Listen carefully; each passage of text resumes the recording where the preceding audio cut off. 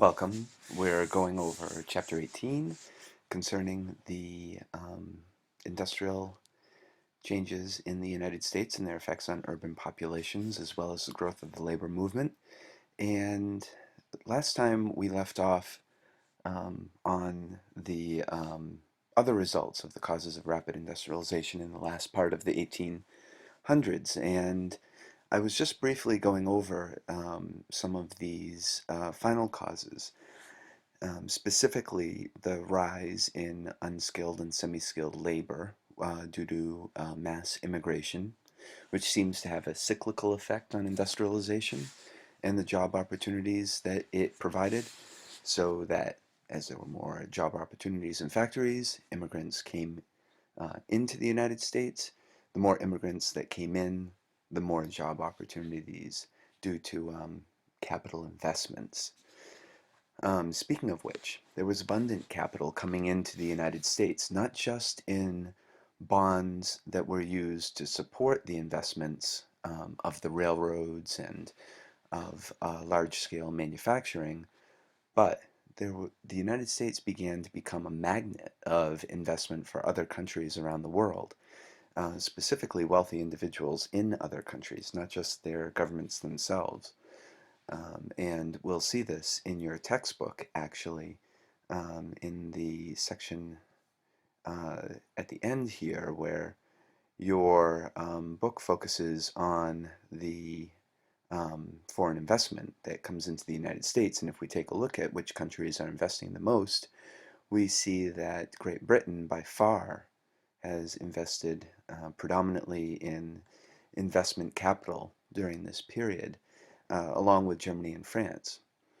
Great Britain, if you notice, around the rest of the world, also has a stake in many investments, specifically, if you are aware of European history, in many of their colonies, like Canada, South Africa, India, and Australia, and to a lesser extent in the growing new government of Japan. We'll come to that when we discuss American imperialism. So if you look at this here, you see that foreign investment sparks a lot of industrial growth. We know that because we can link the growth of industrialization um, with this time period in foreign investment, specifically by tracing where the money goes.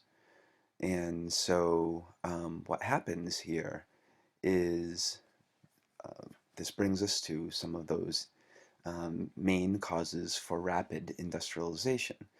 Okay, and it also makes sense in that because of the increase in foreign investment, especially in people putting money into these large-scale manufacturing and steel-producing corporations, as well as railroads and lumber and cattle and other major corporations, we begin to see that the investments themselves do not uh, spread the benefits of the economic growth equally within society. And that means that although wages do rise during the late 1800s, they don't rise enough to offset the growing disparity between rich and poor. And speaking of rich, we begin to see that in late part of the 1890s and 1800s, there is a new talented group of businessmen, as well as advisors, that begin to take hold of American corporations.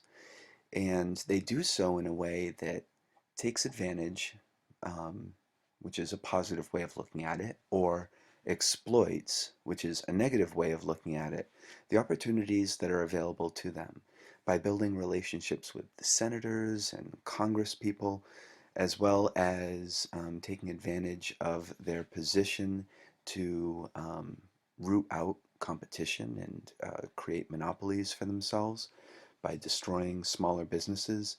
All of these things end up um, having great benefit for a new class of corporations and businesses in America. We begin to see number 7 is true as well, and that the market grows as the population increases. And somewhat this is due to the growth of production of consumer goods. But it's also true that an international market is beginning to take place. And your text covers this as well. We'll get to that just in a little bit. There's also kind of um, an interesting relationship that goes on with government investments here, not just in the lack of regulations that come about through a laissez-faire way of looking at the economy, but also this sense that our national power is tied to our economic growth. And we see this clearly today, spelled out when we listen to the news and we hear whether or not the stock market has gone up or down, um, and the relationship between American military power and our quote national interests end quote overseas. This is a relationship that grows over the next 100 years. And finally, number 9 is obvious and apparent to people living inside the United States, and that is that after the Native Americans have been removed as a military threat, um, the abundant natural resources that this country contains um, is um, is widespread and open for um, all use, and that means that during this period we see, because of no regulations at all on natural resources, that lumber companies deforest entire areas. We see that the amount of pollution that goes through um, as a result of coal mining and factory production is rampant. And finally, we begin to see that some Americans, specifically John Muir and others, are beginning to take a look at whether or not those natural resources will be sustainable for the future. And they conclude that they are not. And therefore, we need to do something about that. So let's return to us for to your textbook for a second. And we're going to take a look at just some of the points that I brought up. And I would like to draw your attention at the top left corner of page 589. Your book brings up in the section on railroads an interesting and I think important observation of questions. And I'd like to just point that out because it's central to the idea of the distribution of wealth as well as the growth of the economy during this period. Your book says that no single person could finance a railroad, supervise its vast operations, or resolve the questions such a large enterprise raised. How should the operations and employees be organized? What were the short and long-term needs? What were the proper rates of railroads? And what share of the profits did workers deserve? And if you notice, since we're talking about two main points in this section, one being industrialization and all of the technological changes that were going about in the end of the 19th century, and the second being the rise of big business and large-scale corporations. We see that these questions um, come to a head here. What were the short and long-term needs of the railroads? How would they determine the rates that they would charge customers? And what share of the profits did workers deserve? All of these questions are questions of equity and questions of production. And we see that when we begin to take a look at Andrew Carnegie and John D. Rockefeller as examples. Your book goes on to point out in this section the growth of other industries, that although railroads had grown themselves, um, the average workforce of iron and steel firms grew four times as much from the period of 1800 to 1900, and that more than 1,000 factories had workforces between 500 and 1,000 workers. And two of the major industries, steel and oil, are responsible for much of that change. And your book uses Andrew Carnegie and John D. Rockefeller as examples of two different types of business practices that are important for us to know, both in how industry and technological change influenced economic growth, and also how the organization of corporations was beginning to affect the questions of equity and income distribution during this period, which gives rise to a labor movement, probably the largest labor movement that we've had um, up until this point. And your book highlights two important ways of business that business organizations establish themselves. One is through something called vertical integration. The other is known as horizontal integration. Okay, vertical integration refers to adding operations before or after the production process. And they use Andrew Carnegie as an example to demonstrate how he acquired steamships and railroads to transport his finished products, and how he included innovations in his steam mills. Um, it's important also to note that um, horizontal integration is used here as an example of the strategy of John D. Rockefeller.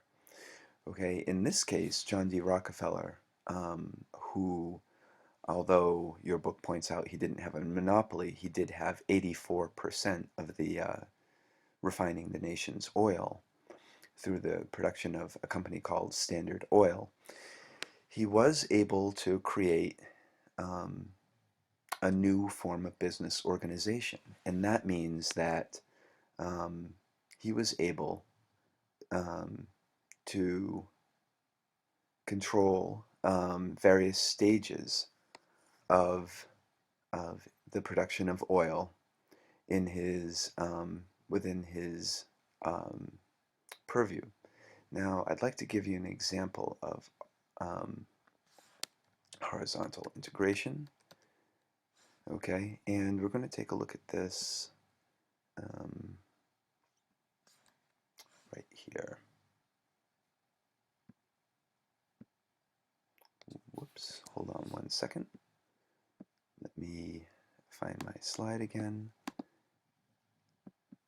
Okay, and play from the current slide. So let's take a look here between vertical integration and horizontal integration. John D. Rockefeller, and by the way, this is an example of some of the petroleum products that were made during this period, was able not only to control the production of raw materials for oil, he was also able to control the transportation of it, the processing of it, and the sale of oil to his consumers. And so he was able to acquire monopolies within each of these areas in order to completely control the production and distribution of oil. Whereas Andrew Carnegie was able to use different aspects of these uh, features in the production of steel without actually controlling monopolies in those areas. And so that's a very important feature that your book points out as a result of the changes in how big businesses were incorporated during this period. Your book also points out some other important factors here that influence the development of corporations, and that is um, they could sell stock in order to raise funds. They were protected by something known as limited liability, which means that a person's personal investments would not influence their financial losses, and also this sense of longevity. Um, which meant that your investments would be protected over time. We'll continue this topic in the next section.